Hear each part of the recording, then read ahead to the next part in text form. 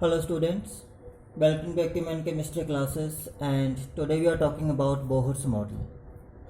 Last class में हमने Rutherford's model किया था लेकिन उसके भी कुछ ड्रॉबैक्स थे, तो उसी चीज़ को आगे मॉडिफाई करने के लिए बोहर गेव हिज मॉडल। और ये जो मॉडल था ये मॉडल था फॉर दोज एटम्स और आयंस जिनमें सिर्फ एक इलेक्ट्रॉन होगा, और उन इलेक्ट्रॉन का जो भी सिस्टम होगा उसे एक्सप्लेन करने के लिए बोहर गेव द मॉडल। और ये होगा for hydrogen, helium positive, lithium 2 positive, beryllium 3 positive etcetera, क्योंकि इन सब में एक इलेक्ट्रॉन प्रेजेंट है। तो बोहर मॉडल के कुछ पोस्टुलेट्स हैं जिनमें से कुछ जो इंपॉर्टेंट हैं वो यहाँ पे हैं।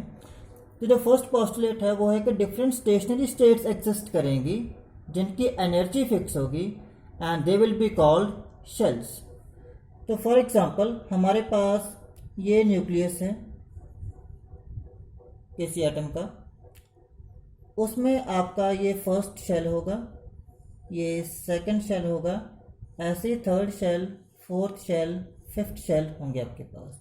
तो ये फर्स्ट हो गया, second, third, fourth and fifth, ठीक है। हर एक शेल की एनर्जी फिक्स होगी। सेकंड पॉइंट है कि no energy change for electron moving in a given shell, means जब आपका एक इलेक्ट्रॉन फर्स्ट शेल में ही मूव करेगा तो उसकी एनर्जी में कोई चेंज नहीं आएगा। सिमिलरली जब वो सेकंड में होगा तब भी कोई चेंज नहीं आएगा।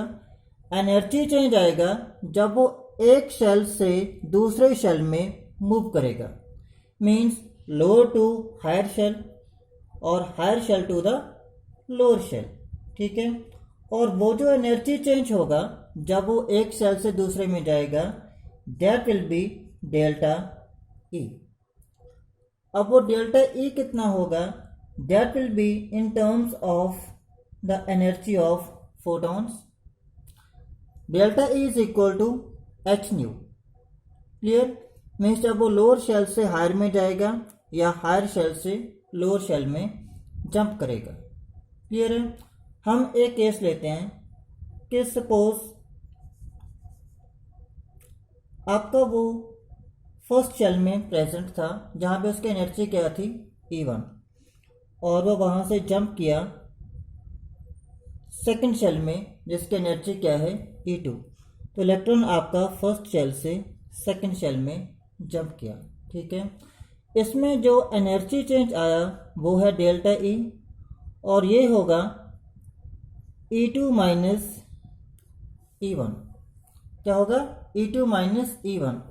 अब जो आपका E2 है वहाँ की एनर्जी कंपैरेटिवली ज़्यादा है, तो हायर शेल में जंप किया और लोअर शेल से वो जंप किया हायर में। इट मीन्स उसने लोअर से हाई जाने के लिए एनर्जी चाहिए होगी। इट मीन्स यहाँ पे जो डेल्टा ई आएगा वो डेल्टा ई पॉजिटिव होगा। मीन्स जब आपका इलेक्ट्रॉन एनर्जी गेन करेगा तभी हायर शेल में जंप करेगा। तो उल्टा क्या है कि मीन्स आपके पास डेल्टा ई फिर नेगेटिव होगा जब आपका वो E2 से E1 पे जंप करेगा। क्लियर है? मीन्स जब हायर शेल से लोअर शेल पे आएगा तो डेल्टा ई नेगेटिव होगा, लोअर शेल से हायर शेल में जाएगा तो डेल्टा ई क्या होगा, पॉजिटिव होगा, ठीक है। फोर्थ पॉइंट था कि आपके उस इलेक्ट्रॉन के लिए सिर्फ वही स्टेशनरी स्टेट्स एग्जिस्ट करेंगी जिनका एंगुलर मोमेंटम जो है MVR, एंगुलर मोमेंटम इक्वल होगा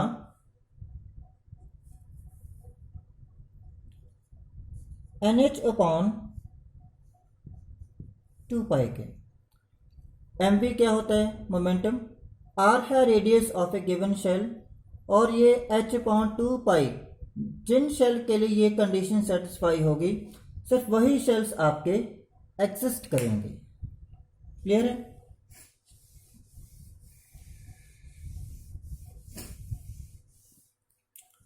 अब मेन पॉइंट कि एनर्जी जो है गिवन शेल में वो होगी कितनी। तो एनर्जी का एक फॉर्मूला है En is equal to minus RH upon n square into Z square. RH है आपका रिडबर्ग कांस्टेंट और इसकी वैल्यू है 2.18 इंटू 10⁻⁻18। क्या है? 2.18 इंटू 10⁻⁻18 जूल पर एटम। और Z आपका है एटॉमिक नंबर, मीन्स Z है 1 फॉर हाइड्रोजन, Z2 हो जाएगा फॉर हीलियम पॉजिटिव, ऐसे ही जैसे जैसे आपके स्पीशीज बनते जाएंगे। क्लियर है? और जो लास्ट पॉइंट है इसका वो है कि जो आपका एक शेल है उसका रेडियस क्या होगा। क्लियर? आपका कि nth शेल है, रेडियस होगा A0 n square upon Z। अब n हो गया वो शेल, और यहाँ पे आपका A0 है 52.9 पिकोमीटर। कितना है? 52.9 पिकोमीटर। हम एक एग्जांपल ले लेते हैं। Clear? For example we have to find the radius of third shell for helium positive. तो क्या हो जाएगा वो? R3 is equal to 52.9 into shell कौन सा है? थर्ड, तो उसका स्क्वेयर, तो कौन क्या आ गया? Z कितना है हीलियम के लिए? 2। जब इसे सॉल्व करेंगे we get the radius for the third shell. This is how we can find the energy and the radius of a given shell in which the electron is present. Thank you for watching.